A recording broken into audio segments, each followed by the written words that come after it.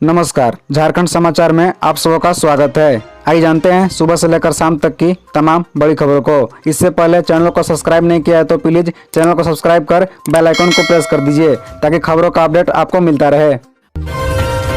Party की प्रचंड जीत पर झारखंड बीजेपी ने मनाया जश्न, शीर्ष नेता बोले फिर रचा इतिहास। दरअसल आपको बता दें कि गुजरात विधानसभा चुनाव में पार्टी को मिली प्रचंड जीत पर झारखंड बीजेपी ने जश्न मनाया। हरमो स्थित प्रदेश कार्यालय में नेता कार्यकर्ता जुटे और एक दूसरे को बधाई दी। इस दौरान कार्यकर्ता ढोल नगाड़े की थाप पर भी खूब झूमे, जमकर पटाखे फोड़े और मिठाइयां बांटी। बीजेपी विधायक दल के नेता बाबुल मरांडी, प्रदेश अध्यक्ष दीपक प्रकाश और प्रतुल साधव ने गुजरात में पार्टी की जीत को ऐतिहासिक बताया और वहाँ की जनता को धन्यवाद कहा। बाबुल मरांडी ने कहा कि आलोचकों को करारा जवाब मिला है। पूर्व मुख्यमंत्री रघुवर दास ने भी कहा कि गुजरात ने एक बार फिर इतिहास रच दिया। गौरतलब है कि गुजरात विधानसभा चुनाव में भारतीय जनता पार्टी ने ऐतिहासिक जीत हासिल की। बीजेपी गुजरात की सत्ता पर बीते 27 साल से काबिज है। ऐसे में इन चुनाव में बीजेपी के खिलाफ सत्ता विरोधी लहर का खतरा था, लेकिन पार्टी ने इतिहास की सबसे बड़ी जीत हासिल की।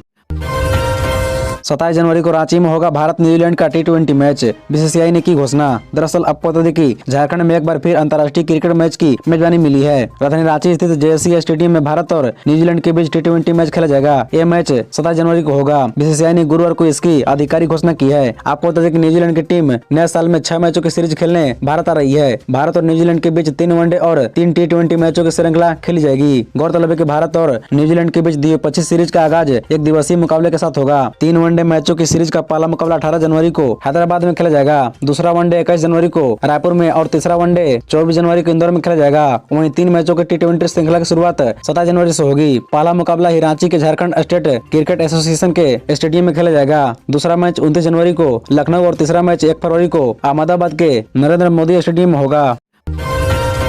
गढ़वा में गरजे सीएम हेमंत सोरेन, कहा विपक्ष में दिखा रहा ईडी और सीबीआई का भय। दरअसल आपको बता दें कि मुख्यमंत्री हेमंत सोरेन ने गुरुवार को गढ़वा से खतियानी जोहर यात्रा का आगाज किया। इस मौके पर एक जनसभा में सीएम ने कहा कि विपक्ष को यह नहीं पच रहा कि एक आदिवासी युवा नेतृत्व विपक्ष को चुनौती दे रहा है, इसलिए वह ईडी सीबीआई इनकम टैक्स का भय दिखाकर सरकार को परेशान करने में लगा है। उन्होंने कहा कि झारखंड सरकार ने 3 सालों में विकास की इतनी गहरी लकीर खींच दी है कि विपक्ष को उसे पार करने में 7 जन्म लग जाएंगे। सीएम ने कहा कि पहले हक और अधिकार के लिए जनता मंत्री और विधायकों का घेराव करती थी, अब जनता सरकार के काम के लिए आभार जता रही है। यह देख विपक्षियों के पेट में दर्द हो रहा है, इसलिए भाजपा सरकार की छवि खराब करने की साजिश रच रही है। इसके बाद मुख्यमंत्री हेमंत सोरेन मेदिनीनगर पहुंचे। यहाँ उन्होंने छात्रावास और स्टेशन का निरीक्षण किया।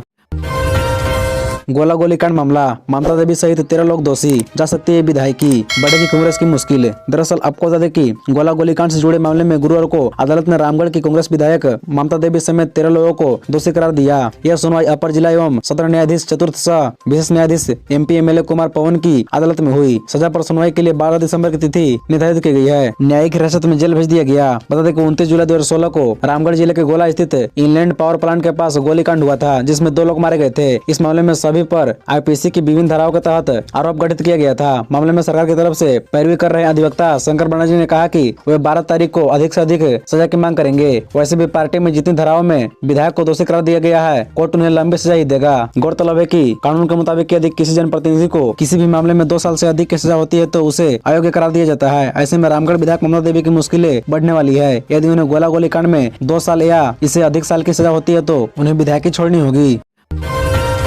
कोर्ट फीस बढ़ोतरी पर नहीं लगेगी रोक, झारखंड हाईकोर्ट ने सरकार को दिया यह निर्देश। दरअसल आपको बता दें कि झारखंड हाईकोर्ट ने कोर्ट फीस बढ़ोतरी पर रोक लगाने से इनकार कर दिया है। सरकार को 2 सप्ताह में कमेटी की रिपोर्ट पर निर्णय लेने का निर्देश दिया है। गुरुवार को झारखंड राज्य बार काउंसिल की ओर से दायर याचिका पर सुनवाई करते हुए chief justice doctor Ravi Ranjan और जस्टिस सुजीत नारायण प्रसाद की अदालत ने यह निर्देश दिया है। मामले की सुनवाई के दौरान बार काउंसिल की ओर से पक्ष रखते हुए अधिवक्ता राजेंद्र कृष्ण ने अदालत को बताया कि गठित कमेटी की रिपोर्ट में सरकार की ओर से निर्धारित कोर्ट फीस को अधिक बताया गया है। इस कारण कोर्ट फीस बढ़ोतरी पर रोक लगा देनी चाहिए। इस पर सरकार की ओर से कहा गया है कि कमेटी की अनुशंसा को पूरी तरह मानना या नहीं मानना सरकार पर निर्भर है। अभी कमेटी ने अनुशंसा की है, सरकार इस पर निर्णय लेगी। महाधिवक्ता ने अदालत से सरकार को निर्णय लेने के लिए समय देने का आग्रह किया है।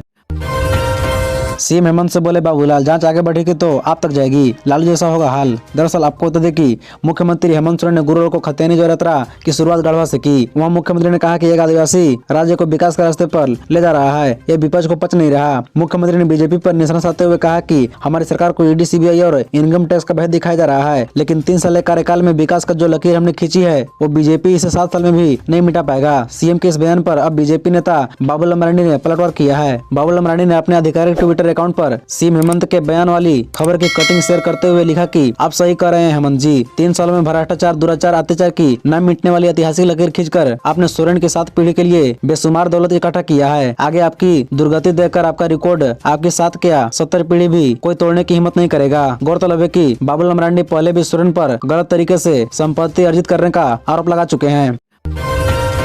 पंकज मिश्रा फॉर्म प्रकरण में ईडी के समक्ष पेश नहीं हुए साहेबगंज डीएसपी, वक्त भी नहीं मांगा। दरअसल आपको कि रिम्स में रहने के दौरान 1000 करोड़ रुपए का मुख्य आरोपी पंकज मिश्रा से फोन पर बातचीत करने के मामले में ईडी के समक्ष एक भी संदेही हाजिर नहीं हुआ है। इस मामले में गुरुवार को साहेबगंज के डीएसपी राजेंद्र दुबे को ईडी के जनरल कार्यालय पहुंचना था, लेकिन वे भी एजेंसी के समक्ष उपस्थित नहीं हुए। गुरुवार को दिन भर ईडी के अधिकारी राजेंद्र दुबे का इंतजार करते रहे। वही इस मामले में ईडी ने 6 दिसंबर को सूरज पंडित और 7 दिसंबर को चंदन यादव को पूछताछ के लिए समन किया था। ये दोनों भी ईडी के समक्ष हाजिर नहीं हुए। ईडी इस मामले में पुलिस पदाधिकारी व अन्य संदेहियों को उपस्थित नहीं होने को काफी गंभीर मान रही है। इस मामले में ईडी आने वाले दिनों में कड़े फैसले लेने का मन बना रही है। राजेंद्र दुबे ने ईडी के समन पर कोई पत्रचार नहीं किया है। उन्होंने न तो एजेंसी से कोई वक्त मांगा और न ही उपस्थित होने को लेकर कोई पत्रचार किया। ऐसे में एजेंसी जल्द ही डीएसपी राजेंद्र दुबे समेत अन्य संदेहियों को दूसरा समन भेज सकती है।